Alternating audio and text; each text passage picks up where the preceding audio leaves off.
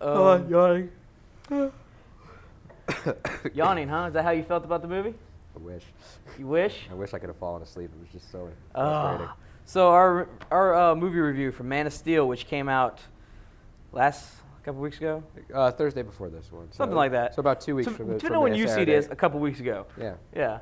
You know, the reimagining of Superman, which we, of course, went into 20 minutes on our trailer review. Hopefully we'll be a little shorter.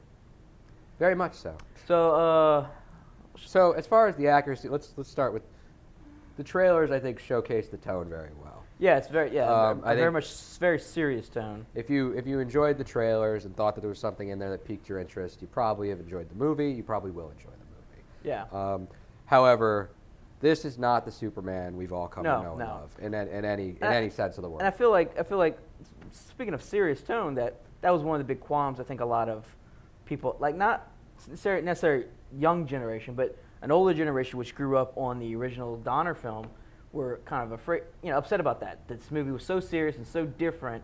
Well, not only that, it's just the character in itself has changed completely. Right.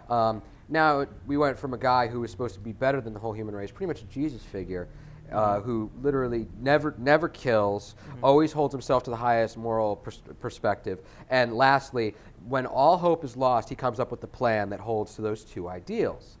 In this movie, it seems like he almost has no value for human life. He doesn't understand what it means to be mortal. He has Pa Kent telling him that it's more important to hide than to save people. You have Jor-El as this kind of weird pseudo-Nazi, geneticist, trying to you know what I'm talking about. Yeah. And then not only you that, understand the very beginning of the movie. and then the computer-generated image that takes up another hour of the movie that can interact with real people. I mean, that was the other thing, too. It was like I'm being sold this idea that this is a very real film. And I'm like, is that why Russell Crowe keeps showing up even after the planet's blown up and he can talk to Lois Lane even though he's just a computer chip?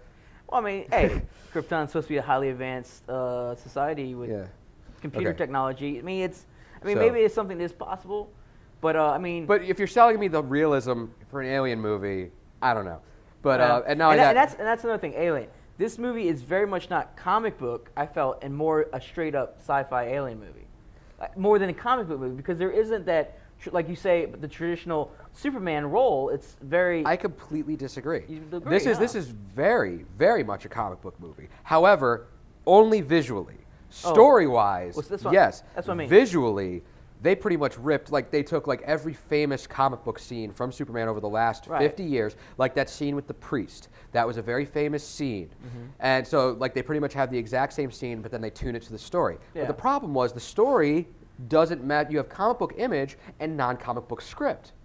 These two things do not mesh. That being said, I don't have too much more to say about it, except I wanted to put in the one positive thing. There was no kryptonite in this movie. However, they did sneak in kryptonite via the whole, when he gets on one of the alien ships and the Kryptonian atmosphere causes him to become instantly weak. And I thought that was a relatively ingenious way of sneaking in kryptonite, where they gave him a weakness, where the Kryptonians were more powerful than him at that moment because he was off of the planet Earth. Right. He was in a different atmosphere. So that being said, some of the stuff that they adapted was fine, but like I said, non-comic book script with comic book images, and you end up with kind of like this cavalcade of catastrophe. And I think some comic book imagery, aside, but the story, the sci-fi / alien storyline, I think actually worked a little bit better because that's what Superman is, or Kal-El, however you want to say it. He is an alien, and it's just like in the Batman movies. We recently had the Nolan Batman movies where it wasn't a really superhero movie; it was more like a detective movie wrapped in some type of Caped Crusader type of, comic book. And I think this movie, it went to its origins of what it is. It's an alien story. And, not being accepted, always feeling on the outside edge, never really truly part of the human race. But you didn't get that either, really. I got that. I mean, it was so over the top, that whole thing of, he hates people, but he keeps saving them, and, I don't think it's ever he hates people. He just doesn't feel connected to them because he's always been excluded. He's always had to held back. He could never be who he was. And not only that, and no one likes him. In the series, he had, he did have a standby group of friends. Even nerds have some friends, It's just this whole idea that he is the complete outcast. Well, no, this movie I don't think played into that he had a lot. That's what I'm saying. The Pete Ross character kind of looks like he could have been introduced later as a friend, but never truly a confidant. You know, never a good friend. Maybe that guy you kind of talk to every once in a while. Which is what he said in the comic book. Right. He's Clark's best male friend, but he never tells. Yeah. Right. But in this case, everyone seems to know, and everyone seems to just ignore. Yeah.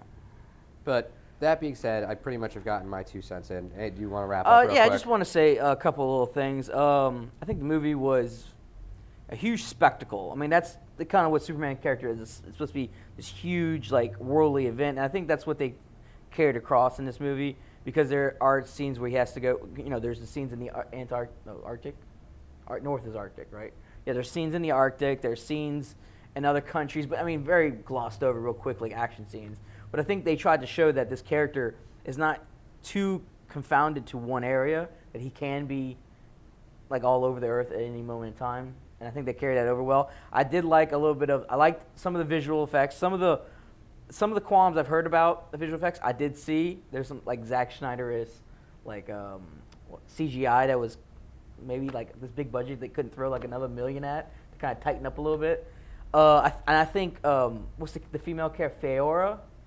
The female Kryptonian, is that the right name? Feora? Does it matter? Well, I think she was better than Zod. I mean, I like General Zod's character, but I think she stole a show, and some of her, whenever she was on screen, she kind of like stole it a little bit. She was really two-dimensional.